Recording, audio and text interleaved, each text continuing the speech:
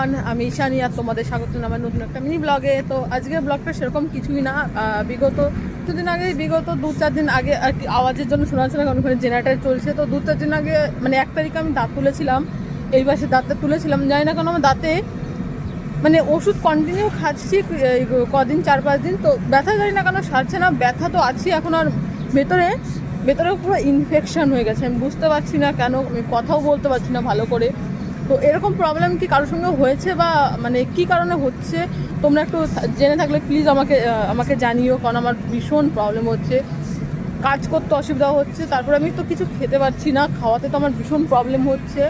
আর এত দেখতে পাচ্ছ দুটো ডিফারেন্স, এইটা দেখো আর এই মুখটা দেখো, পুরো ফুলে গেছে। এই মুখটা আমার পুরো ফুলে গেছে, আমি মানে কিছুই করতে পারছি না। আর ভেতরে এতটা যন্ত্রণা হচ্ছে আর জ্বালা করছে এই পাশে স্কিনে, মানে অতুলনীয়, আমি বলার ভাষা খুঁজে পাচ্ছি না। সব থেকে বেশি প্রবলেম হচ্ছে কি বলতো, এই দাঁতের মধ্যে না এইখানে এই পাশের চামড়াটায় পুরো ছোট ছোট ফুসকানি বলো যেটাকে, ওটা না ঘা টাইপের, আমি বুঝতে পারছি না কেন, আরও ঘা টাইপের হয়ে গেছে এই এই এই সাইডটা পুরো দিয়ে।